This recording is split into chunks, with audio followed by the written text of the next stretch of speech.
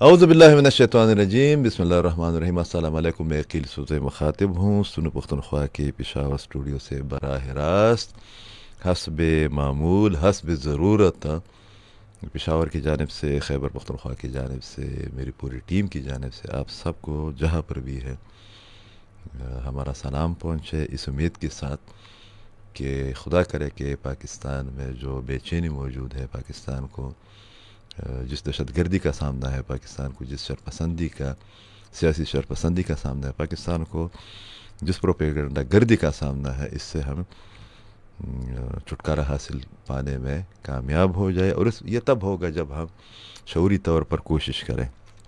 میں آج بھی دیکھ رہا تھا ایسے بہت سے لوگ ہیں، بدبخت لوگ ہیں، جو کہ پاکستان کے نظام سے مستفید ہوتے رہے ماضی کے اندر، مگر کل جو معاہدہ ہوا ہے، معاہدہ مکہ کے نام سے، پاکستان، سعودی عرب اور ترکی جیسے اہم ترین ممالک کے درمیان، تو اس میں بھی اگر مگر چونکہ چنانچہ کا رویہ اختیار کیے ہوئے ہے، اور جس طرح پاکستان نے ایران اور امریکہ کی ثالثی کے دوران ایک اہم کردار ادا کیا تھا، جس کی پوری دنیا نے ایران اور امریکہ سمیت بہت زیادہ تعریف کی تھی، اس والے ایونٹ کو جس طرح ان لوگوں نے سبوتاژ کرنے کی کوشش کی اور لوگوں میں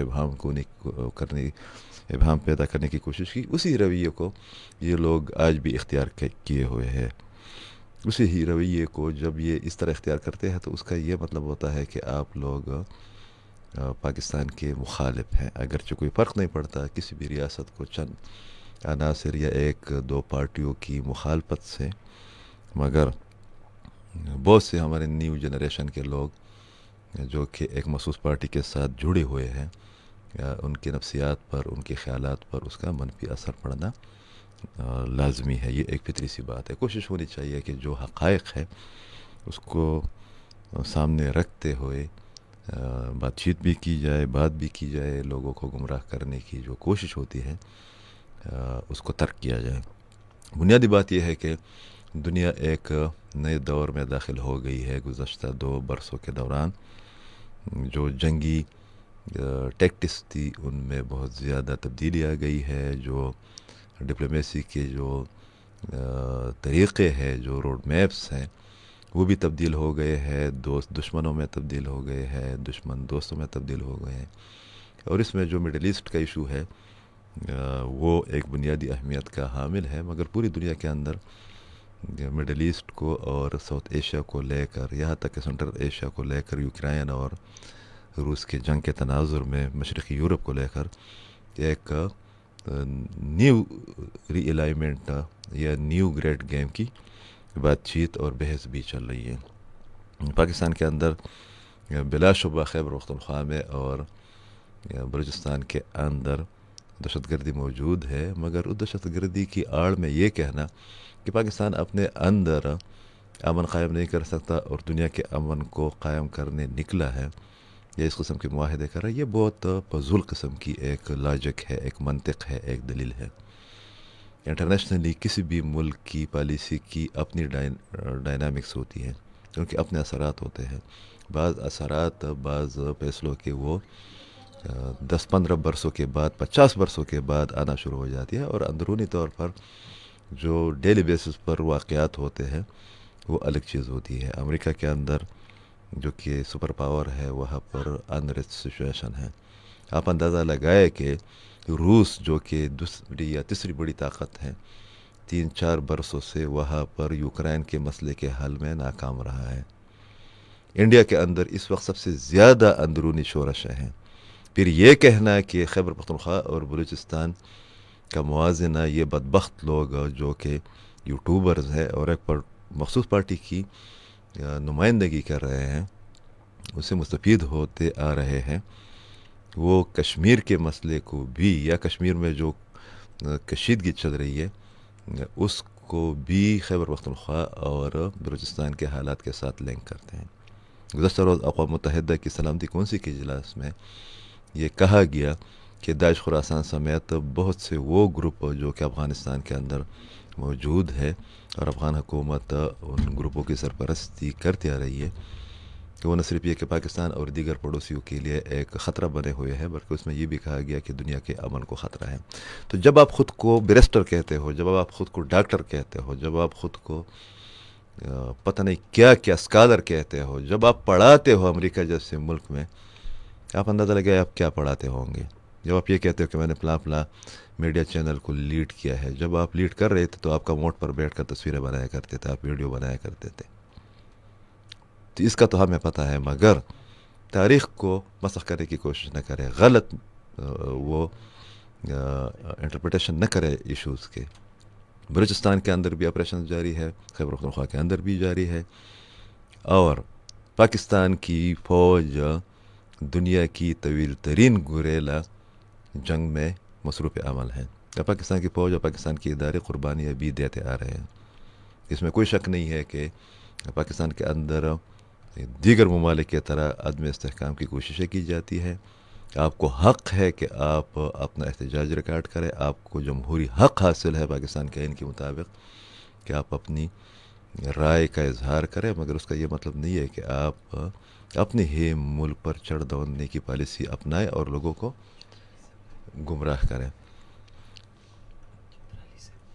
تو ان تمام ایشوز پر آج ہم نے پروگرام ترتیب دیا ہے، چونکہ پروگرام پشاور سے ہیں، اور پشاور میں ہمارے ساتھ ماشاء اللہ الحمدللہ ایسے تجزیہ کار موجود ہے، ایسے ماہرین تعلیم موجود ہے جو کہ نہ صرف یہ کہ ان تمام ایشوز پر نظر رکھتے ہیں، ان کا ادراک رکھتے ہیں، بلکہ وقت سے پہلے بتاتے ہیں کہ کیا کچھ ہو سکتا ہے یا کیا کچھ ہونے والے ہیں۔ اور ان میں پروفیسر ڈاکٹر جمیل احمد چتر علی صاحب، جن سے آپ سب لوگ واقف ہیں، وہ سر پرست ہیں، ان سے بات کرتے ہیں۔ السلام علیکم جی۔ وعلیکم السلام عقیل صاحب، بہت خوش رہیں۔ خوش رہے، بس ابھی تو وہ فاصلے اتنے بڑھ گئے ہیں، اور آپ نے جس پارٹی کو ووٹ دیا ہے اس پارٹی نے پشاور کو اس طرح بنا کے رکھا ہوا ہے کہ ابھی تو کبھی کبھار پہلے ملاقات ہوا کرتی تھی، وہ بھی نہیں ہوتی، مگر اچھا ہے سنو نے یہ موقع فراہم کیا ہے۔ ڈاکٹر صاحب، ایک اور ڈیولپمنٹ سامنے آئی ہے اور میرے لیے یہ کافی سرپرائزنگ تھی، اس لیے کہ پاکستانی میڈیا کے وہ لوگ بھی اس والے اتنے بڑے ایونٹ سے لا تعلق تھے یا بے خبر تھے، جو کہ مین اسٹریم میڈیا کے علاوہ یوٹیوب پر بہت زیادہ اچھی معلومات فراہم کرتے ہیں، اور صرف یہ حد تک کہا گیا تھا کہ فیلڈ مارشل جا رہے ہیں، پہلے یہ بتایا گیا کہ شہباز شریف سے صاحب ہے، پھر پتہ چلا کہ فیلڈ مارشل بھی ہمیں عرب میڈیا سے پتہ چلا، اور اگلی دن اتنا بڑا ایونٹ ہو گیا۔ کیا اہمیت ہے اس تمام ایونٹ کی، اور یہ تاثر پھر سے کیوں دینے کی کوشش کی جا رہی ہے کہ خیبر پختونخوا اور بلوچستان کے حالات پاکستانی ریاست سے سنبھالے نہیں جاتے، اور وہ تاثر آپ کو پتہ ہے کہ کون لوگ پھیلا رہے ہیں، اور یہ نکلے ہیں دنیا کے امن قائم کرنے کے لیے یا ریجن کے امن قائم کرنے کے لیے۔ Over to you. بہت شکریہ۔ دیکھیں، یہ جو سوشل میڈیا پہ یا انٹرنیشنل میڈیا پہ جو ایک کمپین ہے، اور جو گراؤنڈ ریالٹیز ہیں، جو ہمارے معروضی حالات ہیں، اور جو ڈیولپمنٹ ڈپلومیٹک سطح پہ کیے جا رہے ہیں، یہ تینوں ایک دوسرے سے الگ نہیں ہیں، یہ ایک دوسرے سے جڑے ہوئے ہیں۔ پاکستان میں جو کچھ ہوتا ہے، اب یہ ہر ایک کو معلوم ہے کہ یہ ایک گلوبل کمپین ہے جو اس ریجن میں اپنی سپریمیسی کے لیے دنیا کے مختلف ممالک اس خطے کی اہمیت کی وجہ سے ان کی دلچسپی ہے، جو کوئی وائلنس کے ذریعے کرتا ہے، کوئی اکنامک پریشر یا اکنامک فیسیلیٹیشن کے ذریعے کرتا ہے، اور بلوچستان اور خیبر پختونخوا میں جو کچھ ہو رہا ہے وہ بھی اسی سلسلے کی کڑی ہے۔ اوکے، مطلب یہ الگ تلگ نہیں ہے، یہ تمام چیزیں ایک دوسرے کے ساتھ جڑی ایک دوسرے ہوئی سے ہیں۔ جڑی ہوئی ہیں۔ اوکے۔ اسی تناظر میں جہاں پر ریاست پاکستان نوجوانوں کو انگیج کر رہی ہے، جہاں پر ریاستی انتظام کے متبادل پر بحث ہو رہی ہے، ساتھ ہی ساتھ جو کائنیٹک آپریشنز مختلف ریجن میں ہوتے ہیں، اور پاکستان جس پرو ایکٹیو انداز میں ایران کے قضیے میں ایک مصالحت کار اور ایک سہولت کار کے طور پر تصفیہ کرانے کی کوشش کر رہا ہے، یہ جو ایران، یہ جو سعودی عربیہ کے ساتھ پاکستان کا پہلا معاہدہ ہوا اور اب ترکی کے ساتھ مل کر ٹرائی پارٹائٹ جو معاہدہ ہوا ہے یہ بھی اسی سلسلے کی کڑی ہے. لہذا جب بھی ریاست اس طرح کے اقدامات اٹھائے گا تو اس پہ یہ سوالات اٹھیں گے. وہ اٹھانے والوں کے اپنے مقاصد ہو سکتے ہیں لیکن زمینی حقائق میں عوام کو بھی اس حوالے سے مسائل ہیں کیونکہ کسی عام فرد کو آپ یہ بات نہیں سمجھا سکتے کہ میں ترکی اور سعودی عرب شاید اس کی دلچسپی کا کوئی سامان اس میں نہیں ہو. دیکھیں جب ایک شخص کو جب آپ کے گھر میں بچے کو نظر آ رہا ہو کہ یہاں پہ میرے گھر میں غربت ہے, بھوک اور افلاس ہے اور میرا جو غریب ابو ہے وہ لوگوں کے راضی نامے کراتا پھر رہا ہے تو وہ اس کو تو پرابلم ہے, ناراضگی دکھائے گا, ناراضگی دکھائے گا, یہ تو لازمی عمل ہے. لیکن اس بچے کو یہ سمجھانا یا یہ کسی بھی خاندان کے فرد کو بچہ ہو جوان ہو بوڑھا ہو یہ سمجھانا کہ ہمارا گھر کتنا اسٹریٹجک اہمیت کا حامل ہے اور میری غربت کی یہ جو حالات ہیں یہ اس میں میری اندرونی کمزوریاں بے شک ہیں, میری کوتاہیاں بھی موجود ہیں لیکن ساتھ ہی ساتھ دنیا نے میرے لیے وہ ماحول بنایا کہ میرے لیے کاروبار کے رزق کمانے کے راستے مفقود کر دیے اور مجھے مجبوراً جنگ میں دھکیلا گیا. صحیح, زبردست. میرے اس محلے میں آنے کے بعد سے صحیح, تاحال وہ عمل جاری ہے. لہٰذا اگر مجھے آپ کے لیے سہولت کے راستے نکالنے تھوڑا گزارا کرے حالات ٹھیک ہو جائیں گے. دنیا کے ساتھ مل کے چلنا ہوگا, وہاں پہ اپنے لیے ایک ماحول بنانا ہوگا, بیرونی طاقتوں میں سے کچھ کو ساتھ ملا کر خود کو محفوظ کر کے پھر اندرونی حالات کو بھی ساتھ ہی ساتھ لے کے چلنا ہوگا. تو یہ جو عمل اور رد عمل ہے یہ ایک دوسرے کے ساتھ جڑا ہوا ہے.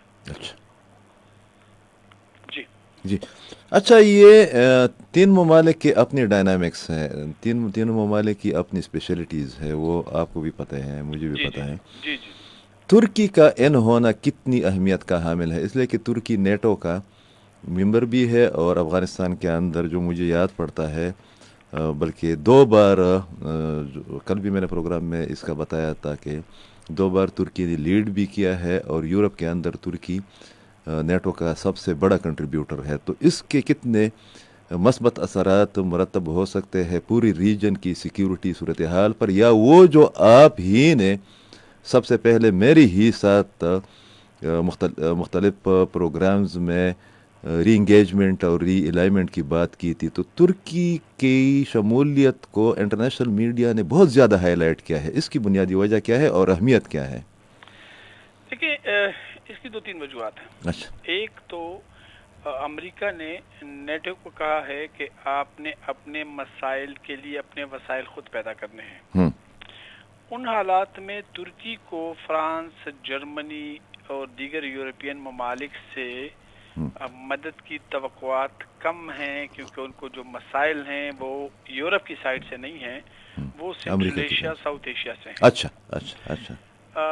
دوسری بات یہ ہے کہ ترکی کا بہت بڑا سٹیک سعودی عرب میں بھی ہے کیونکہ سعودی کنگڈم سے پہلے وہاں پہ خلافت عثمانیہ تھی اور اس کے بہت سارے معاملات لوگوں کے ایموشنل اٹیچمنٹ اب بھی ہے اور اس کو وہ انٹرنلی اندرون ریاست ترکی کے اندر اس کو وہ کیش کرنا چاہتے ہیں.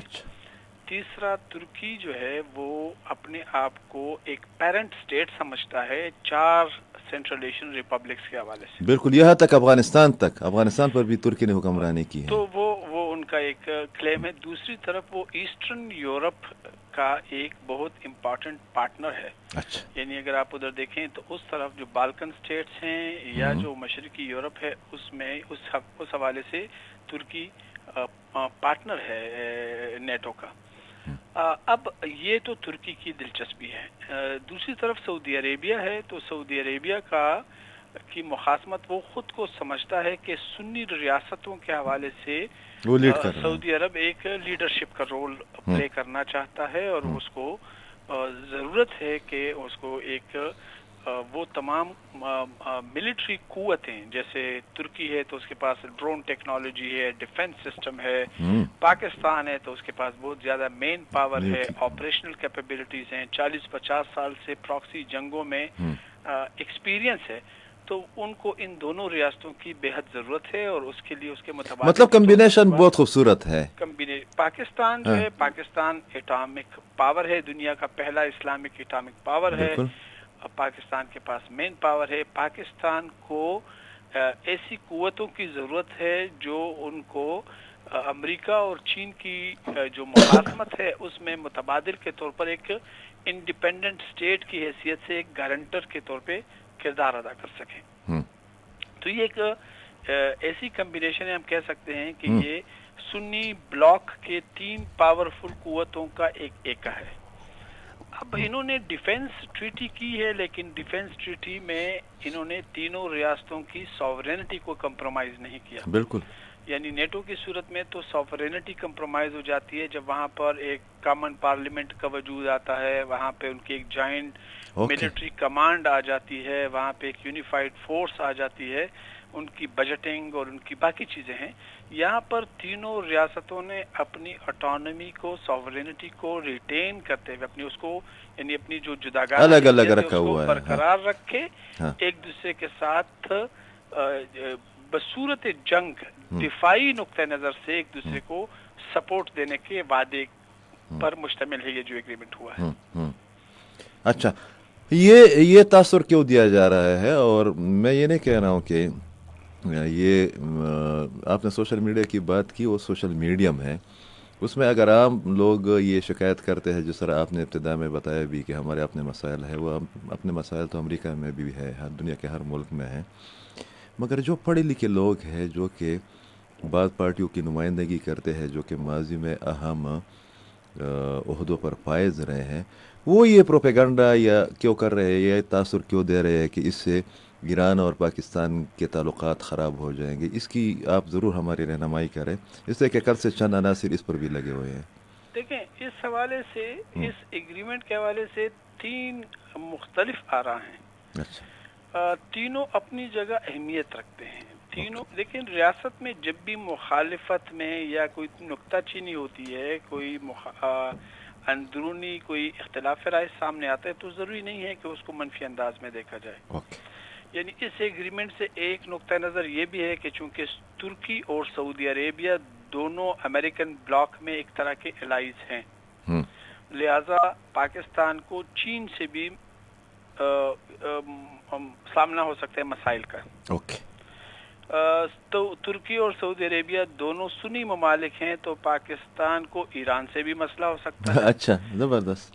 پاکستان، ترکی اور سعودی عربیہ اگر ایک ایگریمنٹ پہ جاتے ہیں تو ان کی ڈپینڈنسی امریکہ کی ٹیکنالوجی پہ کم ہوتی ہے، ڈیفنس کے حوالے سے نیٹو پہ ان کی ڈپینڈنس کم ہوتی ہے، تو امریکہ سے بھی مخالفت کا سامنا کرنا پڑ سکتا ہے. تو اس حوالے سے اگر کوئی شخص ان میں سے کسی ایک نقطہ نظر کو اٹھاتا ہے، کوئی کہتا ہے کہ اس سے امریکہ ہم سے ناراض ہو تو جائے یہ گا، بھی ممکن ہے. دوسرا کہتا ہے کہ ایران ناراض ہو جائے گا، تیسرا کہتا ہے کہ چین ناراض ہو جائے گا. تو جب بھی آپ اپنی ایک اپنا ایک سٹینڈ لیتے ہیں نا کسی چیز پہ، جب آپ اپنا نقطہ نظر، اپنا ذاتی نقطہ نظر اٹھاتے ہیں، تو آپ کے ہم نوا کم اور مخالفین زیادہ ہوتے ہیں. زبردست. تو کسی بھی ریاست کے حوالے سے جب مخالفین اتنے بڑے بڑے ہوں تو اس کا مطلب ہے کہ آپ کچھ بڑا بننے جا رہے ہیں. صحیح.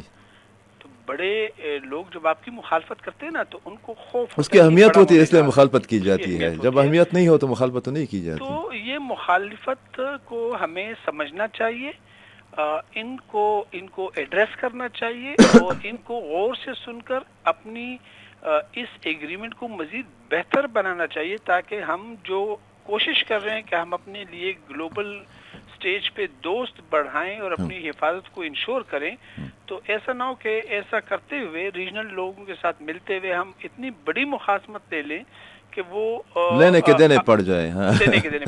تو اس لیے میرا خیال ہے کہ ان چیزوں، ان لوگوں کو اب ضرورت ہے کہ پارلیمنٹ میں اس چیز پہ بحث ہو. اس کے جو اثرات ہیں، اس کے جو مضمرات ہیں اور اس کے جو ثمرات ہیں، تینوں پر بحث کی جائے، تاکہ ہم سب پارلیمنٹ کے ذریعے اس پر ایک اتفاق رائے پیدا کیا جا سکے. صحیح. اچھا، آخری سوال بھی ہے اور آپ کی موجودگی سے فائدہ اٹھایا جائے.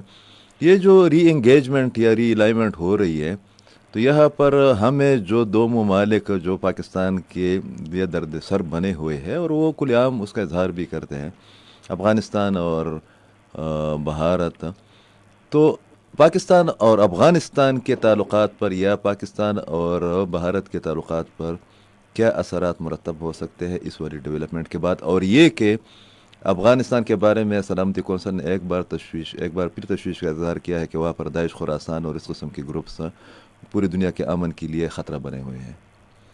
دیکھیے، افغانستان کے حوالے سے تو دنیا کے خدشات جائز ہیں، مناسب ہیں، ایویڈنس بیسڈ ہیں، لیکن افغانستان کی موجودہ صورتحال کی ذمہ دار بھی وہی دنیا ہے جو آج یہ سوالات اٹھا رہی ہے۔ بالکل یعنی بالکل۔ آپ 2000 میں جب افغانستان آئے تھے تو آپ ایک ایسی چیز لے کے آئے تھے کہ یہاں پہ اسامہ بن لادن ہے، یہاں پہ 9/11 ایک ایونٹ ہوا ہے، اور اس ایونٹ کی پاداش میں پورے ریجن کو جنگ میں دھکیل دیا گیا، اور پھر 20 سال بعد جب آپ نکلتے ہیں تو اس سے بڑے خطرات کو چھوڑ کر جاتے بغیر ہیں۔ ایڈریس کیے چھوڑ کے جاتے ہیں۔ صحیح۔ تو یہ تو ایک معاملہ ہے۔ دوسری طرف ہندوستان ہے۔ ہندوستان کا معاملہ یہ ہے کہ ہندوستان کے ترکی کے ساتھ بہت اچھے تعلقات سعودی کے رہے ساتھ ہیں، بھی اچھے رہے، تجارتی خاص سعودی کر۔ عرب کے ساتھ ان کے بہت زیادہ کمرشل تعلقات ہیں، اور ان کو پاکستان کے حوالے سے ایک مسئلہ تھا کہ چین اس کے پیچھے کھڑا ہے۔ اب سعودی عرب کی انرجی اور ترکی کی ڈیفنس ٹیکنالوجی، یہ دونوں آ کر جب پاکستان سے ملتے ہیں تو ہندوستان کے لیے یقیناً پاکستان ایک اسٹرانگر نیبر کے طور پہ سامنے آتا ہے۔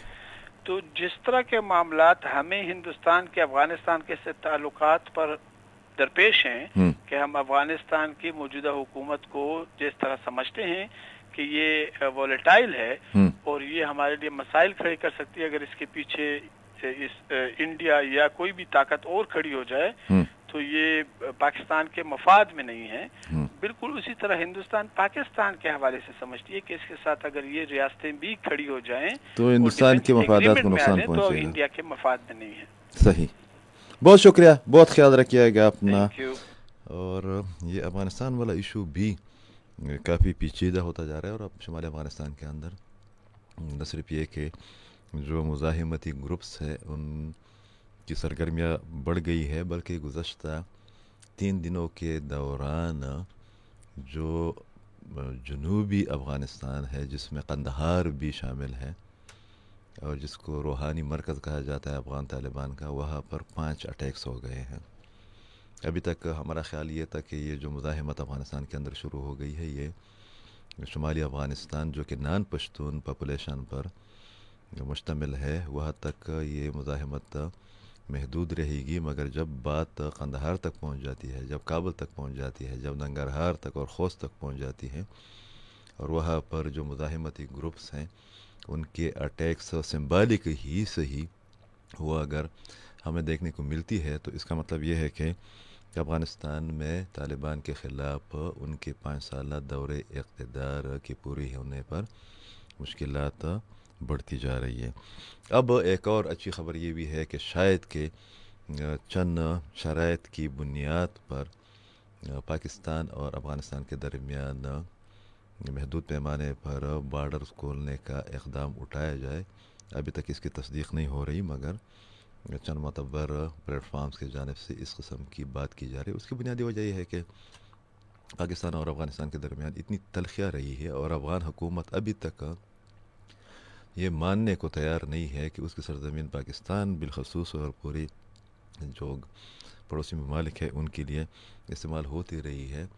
تو جب تک وہ اس کا ادراک نہیں کریں گے مسائل حل نہیں ہوں گے، اور یہ والا فیکٹر جس کی جانب جمیل احمد جترائی صاحب نے اشارہ بھی کیا کہ انڈیا اگر وہاں پر انوالومنٹ رکھتا ہے، جو کہ رکھتا ہے، اس کے ٹھوس شواہد موجود ہیں، تو اس کا نقصان افغانستان کے عوام کو اٹھانا پڑ رہا ہے، خاص کر ان علاقوں کے عوام کو جو کہ پشتون النسل ہے اور جن کی سرحدیں جن صوبوں کے پاکستان کے ساتھ ملتی ہیں، اور آبادی کا زیادہ تر دباؤ بھی ان ہی 8-9 صوبوں پر ہے۔ تو وہاں پر صورتحال کافی، جو اقتصادی صورتحال ہے وہ کافی پیچیدہ ہو گئی ہے۔ اسٹوڈنٹس کو مشکلات کا سامنا ہے، خاص کر افغانستان سے جو لوگ علاج کی غرض سے کوئٹہ اور پشاور آیا کرتے تھے، چمن اور تورخم وغیرہ آیا کرتے تھے، ان کو شدید مشکلات کا سامنا ہے.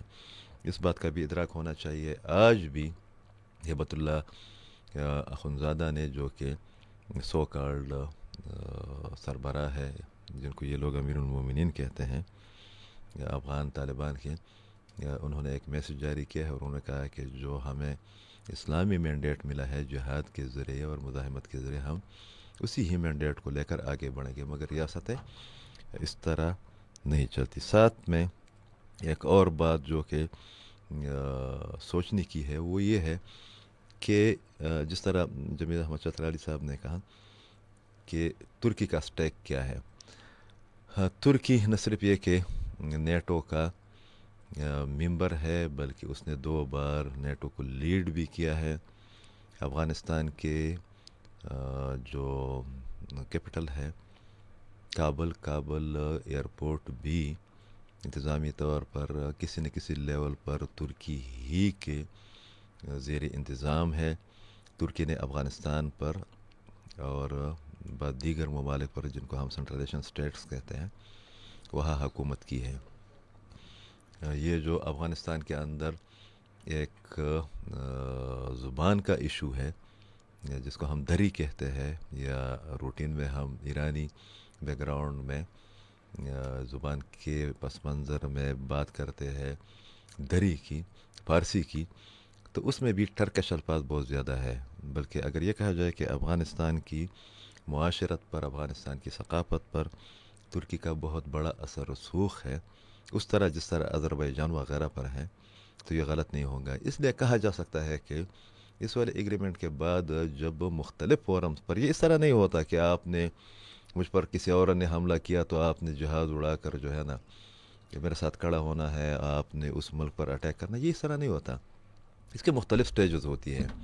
تو جب ترکی، اور آپ کو یاد بھی ہے کہ ترکی ہی وہ واحد ملک ہے جس نے سب سے زیادہ کوششیں کی چین کی طرح کہ پاکستان اور افغانستان کے تعلقات معمول پر آ جائے، اور یہ جو کراس بارڈر ٹیررزم کے پاکستان کے خدشات ہیں ان کا خاتمہ کیا جائے. ایک تو یہ. دوسرا یہ ہے کہ جس طرح چترالی صاحب نے بتایا بھی کہ سعودی عرب کا سٹیک بھی بہت اہم ہے. افغان جہاد کے دوران 2 ممالک جنہوں نے سوویت یونین کے خلاف پاکستان کے ذریعے سب سے زیادہ انویسٹمنٹ کی، ان میں سعودی عرب اور امریکہ شامل تھے. اب یہ ہے کہ یہ والا تاثر کیوں ہے. جو آج کے ٹاپک کا میرا مدعا ہے وہ یہ ہے کہ جب بھی پاکستان کوئی اڑان بھرتا ہے اور پوری دنیا کے اندر پاکستان کی تعریف ہوتی ہے، ایک مخصوص پارٹی اور ایک صوبائی حکومت یہ والا بیانیہ لے کر آتی ہے کہ آپ کے اپنے صوبے میں، خیبر پختونخوا میں اور بلوچستان میں امن نہیں ہے اور آپ دنیا کے مسائل حل کرنے نکلے ہیں. باخبر صحافی اور میں ناز و تجزیہ کار عرفان خان صاحب ہمارے ساتھ لائن پر موجود. السلام علیکم عرفان. وعلیکم السلام. عرفان، بس وہی والی بات ہے، آپ کی رپورٹس اور ویلاگز وغیرہ تو ہم پڑھتے رہتے ہیں. وہ جو آپ بیڈ گورننس کی بات کر رہے ہوتے ہیں تو اچھا ہے. ابھی میں آج کسی سے بات کر رہا تھا کہ ابھی مجھے اور یہ جو ہم بلیک میڈیا کے لوگ ہیں، ہمیں تو صوبائی حکومت کی مخالفت کی ضرورت ہی پیش نہیں ہے، اس لیے کہ وہ لوگ تو ایک دوسرے پر موبائل چوری کے الزامات لگا رہے ہیں، وہ ایک دوسرے پر چڑھ دوڑے ہیں. خیبر پختونخوا میں مختلف علاقوں میں آپریشنز جاری ہے، اس کے ڈیٹیلز آپ ہمارے ساتھ شیئر کریں. اور اس میں جب یہ خود کہتے ہیں کل سے جب سے یہ معاہدہ ہوا ہے تو یہ چیخ کر گالا پاڑ کر ہمیں بتانے کی کوشش کر رہے ہیں کہ خیبر پختونخوا میں بھی امن نہیں ہے اور آپ لوگ جو ہے نا معاہدے کر رہے ہیں، آپ ثالثی کر رہے ہیں. تو یہ خود کہاں پر کڑے ہیں، خاص کر جو پی ٹی آئی کی صوبائی حکومت ہے؟ دیکھیں، پہلی بات تو یہ ہے کہ ان کو ان چیزوں کا احساس ہی نہیں.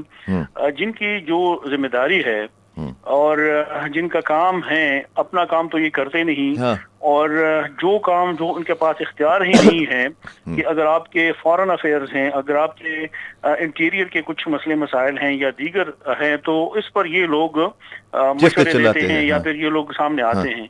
اگر آپ لوگ اتنے ہی یہ اس میں انٹلیکچوئل یہ لوگ ہیں، اگر آپ لوگوں سے کسی نے مشورہ مانگا ہے تو پھر تو آپ یہ حکومت چھوڑ دیں اور پھر آپ اس فورم پہ بیٹھ کر بالکل اپنے جو آپ کے تجاویز ہیں، سفارشات ہیں، وہ دیں. دوسری بات کہ یہ تمام کے تمام اپنے علاوہ باقی کسی کو بھی یہ نہیں سمجھتے کہ کس کی کیا کیپیبلٹی ہے. یہ تاثر دینا کہ آیا یہ پاکستان انہوں نے آزاد کرایا، کیا یہ خیبر پختونخوا انہوں نے بنایا ہے؟ نہیں، کم از کم صبر کرے عرفان، کم از کم لیڈنگ اسپتال ان لوگوں نے بنایا ہے نا، یہ اعتراف تو کرنا کہنے کا مقصد یہ ہے کہ یہ غیر ضروری باتوں میں ہم بار بار یہ بات کر رہے ہیں کہ یہ غیر ضروری باتوں میں اس قوم کو، اس عوام کو اس طرف الجھا رہے ہیں کہ جو اصل مسائل ہیں اس خیبر پختونخوا کے، جو نوجوانوں کے، جو لوگوں کے، تاکہ اس کی طرف ان کی توجہ نہ جائیں، تاکہ میڈیا، سوشل میڈیا ان پر بات نہ کریں، تاکہ میڈیا، سوشل میڈیا ان کی کرپشن، ان کی نااہلی، ان کی نالائقی سامنے نہ لائیں. اب وہ جو معاہدہ ہونے جا رہا ہے کس لیول پہ وہ ہو رہا ہے، کس لوگوں کو انوائٹ کیا گیا ہے، کن ممالک کے سربراہان جو اس میں شریک ہیں، پاکستان سے بھی کون لوگ گئے ہیں، تو ان کو وہ دیکھنا چاہیے. اب آپ کی خیبر پختونخوا میں جو 12 سال سے 13 سال سے ان کی حکومت ہیں، جو آپ نے 2021 میں ایک معاہدے کے تحت ان لوگوں کو لا کر یہاں پر بسایا، طالبان وغیرہ کو، انٹرنیشنل میڈیا کو انٹرویو دے کے کہہ رہا ہے کہ ہم ہی ان کو آ کر بسائیں گے، اور پھر یہ آ کر آج بیان دیتے ہیں کہ یہ جو ریاست کی پالیسی ہیں، یا جو ماضی میں تو آپ لوگوں نے ان کو آ کر بسایا. اب مسئلہ یہ ہے کہ یہ سامنے آتے نہیں. بہتر تو یہ ہوتا کہ کسی پلیٹ فارم کا انتخاب کر کے ہم ان کو مناظرے کا چیلنج دیتے ہیں، ہمارے ساتھ بیٹھ جائیں، ثبوت اور دلیل اور دلائل پر بات کرتے ہیں، حقائق پر بات کرتے ہیں، تاریخ پر بات کرتے ہیں کہ کب کیا ہوا.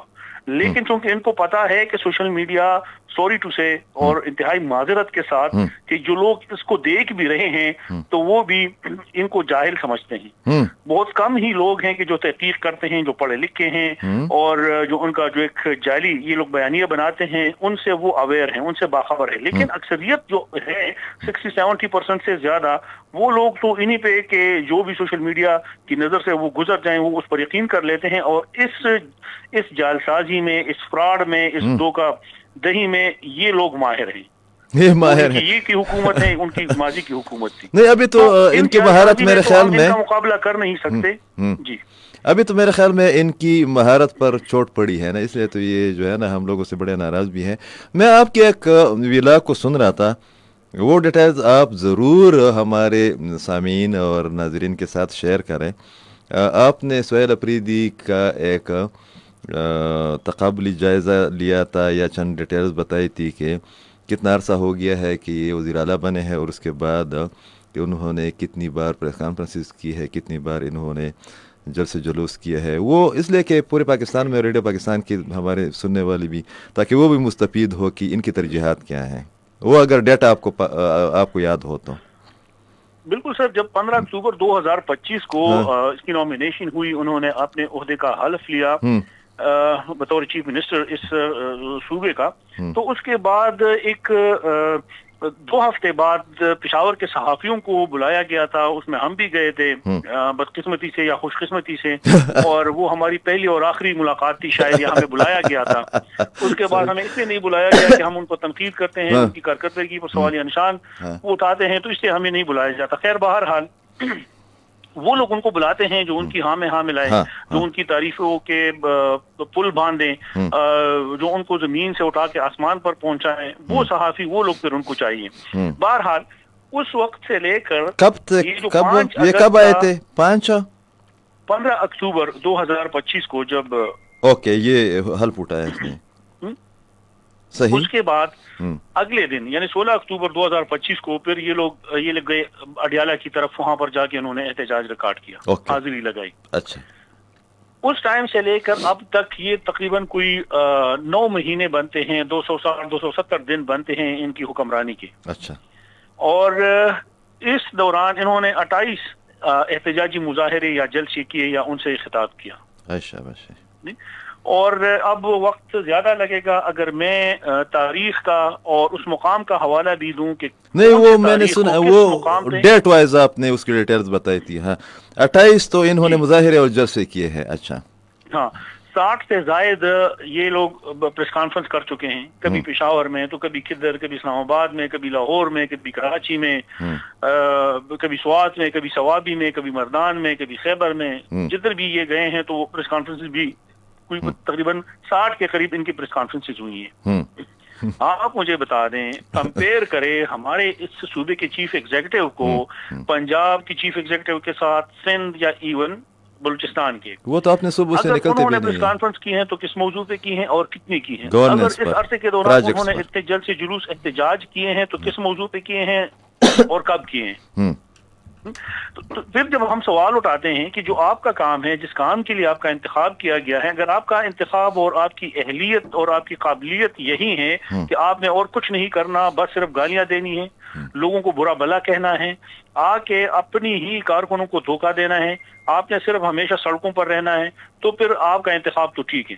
اور اگر آپ کو اس صوبے کی بہتر طرز حکمرانی کے لیے منتخب کیا گیا ہے, اگر آپ کو اس صوبے کے عوام کو ریلیف دینے, فلاح و بہبود کے لیے اقدامات اٹھانے کے لیے منتخب کیا گیا ہے, تو پھر تو آپ آ کے ہمارے ساتھ بیٹھ جائیں کہ آپ کی اس 270 دن کی کارکردگی کیا ہے, ہم آپ کو بتائیں گے, آپ ہمیں غلط ثابت کریں.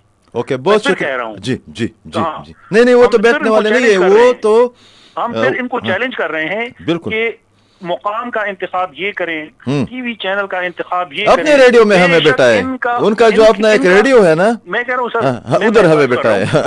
میں عرض کر رہا ہوں ان کا جو اپنا ڈیجیٹل میڈیا ہے, نیا پاکستان ہے, XYZ سیاست.pk کے ہیں, یا جس پر یہ لوگ خیبر پختونخوا کے عوام کا ٹیکس کے پیسوں سے لاکھوں اور کروڑوں روپے ماہانہ خرچ کر رہے ہیں, اسی پلیٹ فارم کا آپ انتخاب کریں, ہمیں بلائیں, خود اپنا کسی بھی نمائندے کو آپ بٹائیں, ہو گیا, ہمیں ثابت کریں کہ آپ غلط ہیں, ہم ثابت کریں گے کہ ہم ٹھیک ہیں. زبردست. میں یہ نہیں کہہ رہا ہوں کہ ہمارے پلیٹ فارم پہ آ جائیں, کسی اور ٹی وی چینل ہم ان کے پلیٹ فارم پر چلے جاتے ہیں, آپ کا اپنا ہے, اسی پہ ہمیں دعوت ہے, ہمیں بٹائے تو صحیح, پھر ہمیں سنیں, اور پھر اس کی آپ تھوڑی بہت تحقیق خود بھی کر لیں, کیا پتہ ہم جھوٹ بول رہے ہو, ہم ایسے ہی ان کو بدنام کر رہے ہوں. جس تاریخ کا میں حوالہ دوں گا, جس مقام کا میں حوالہ دوں گا, اس دن اس تاریخ کو انہوں نے جلسے جلوس نہیں کیے, احتجاج نہیں کیے, تو آپ مجھے غلط ثابت کر دیں. تو یہی ان کی کارکردگی ہے. بالکل, اور یہ چیلنج ہم ان کو پہنچاتے ہیں. بہت شکریہ عرفان, اپنا خیال رکھیے گا.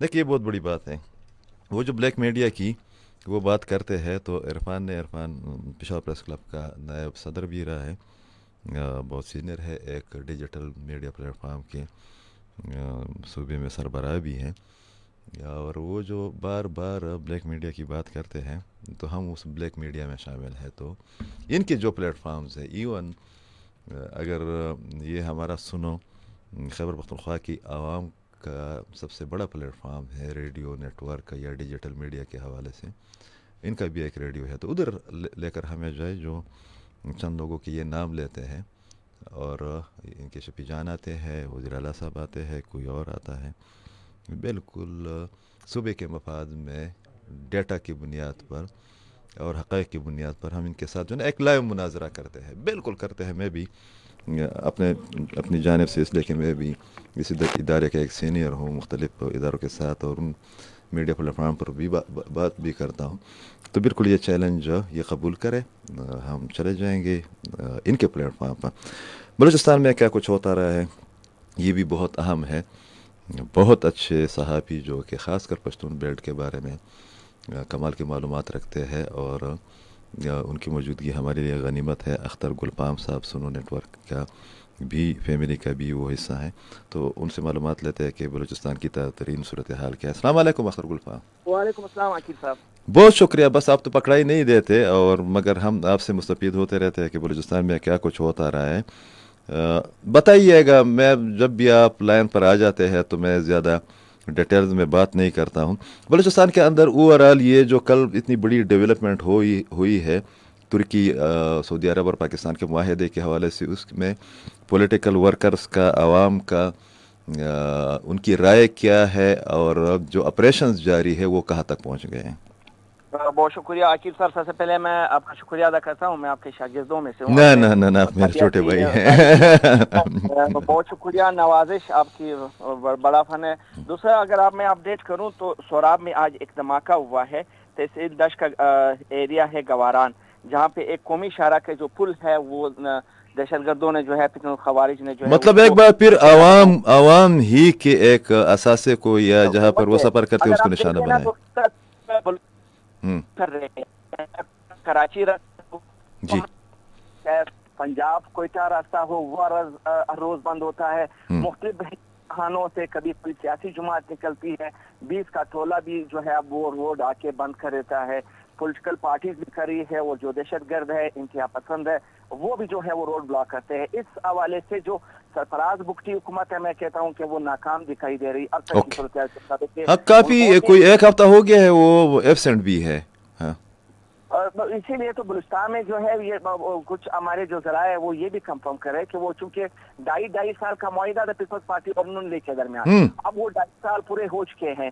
और जो हमारे यहाँ पे जो मुबसरीन है और बाकी जो हमारे जरा है वो ये कंफर्म कर रहे हैं कि 14 अगस्त के बाद बलूचिस्तान में जो है वो गवर्नमेंट की तब्दीली जो है वो यकीनी है।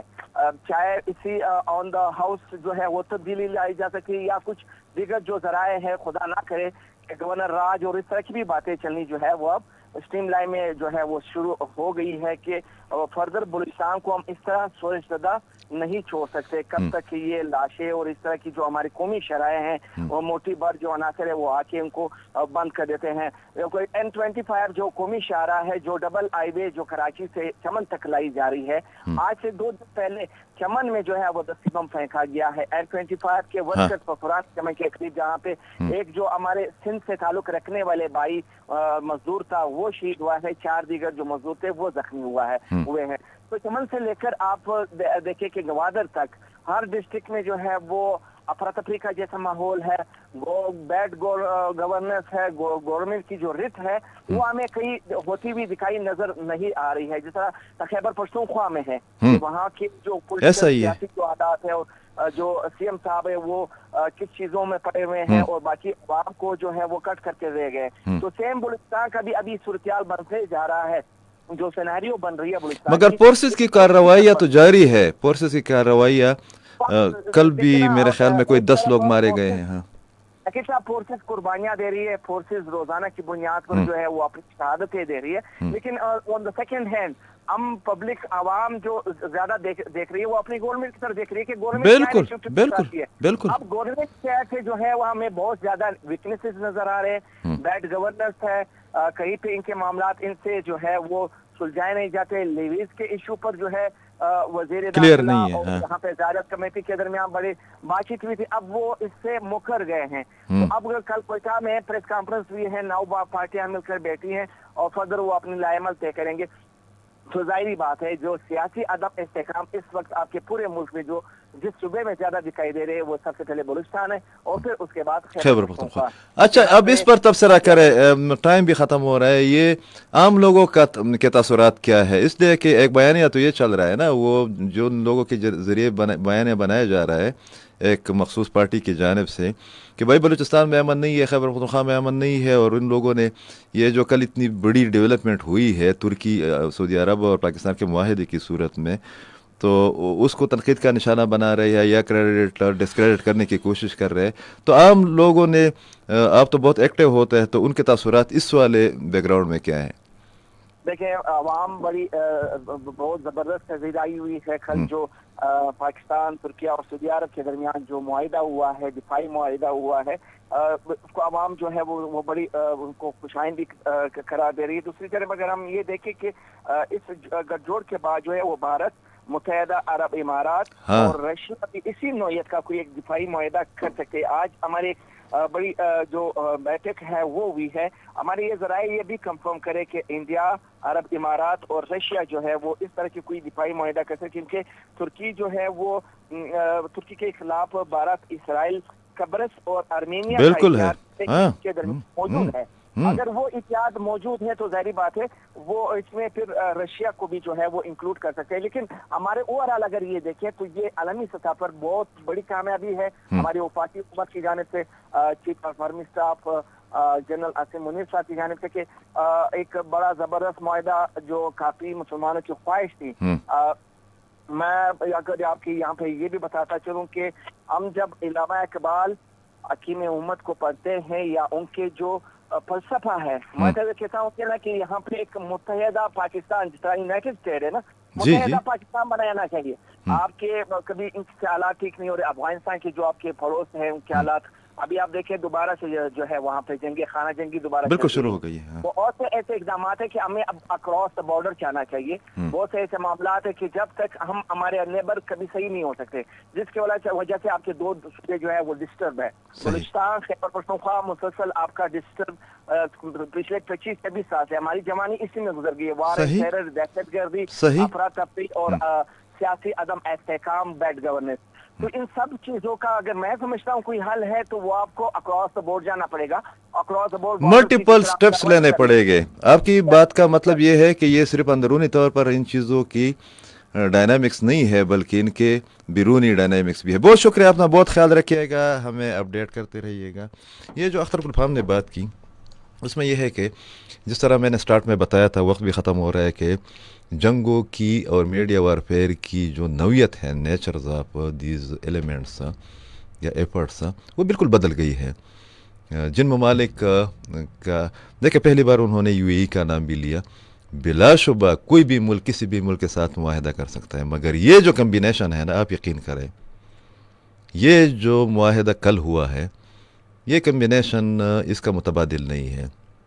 तुर्की, सऊदी अरब और पाकिस्तान की अपनी जो अपनी स्पेशलिटीज़ हैं, एक्सपर्टीज़ हैं, ये भी काफ़ी है। मगर साथ में ये भी है कि लीबिया, कुवैत और चंद और ममालिक भी आइंदा चंद महीनों के दौरान इस इत्तेहाद में शामिल हो सकते हैं। और एक और मुल्क भी है जो कि भी तैयार बैठा है और उसका नाम है मलेशिया।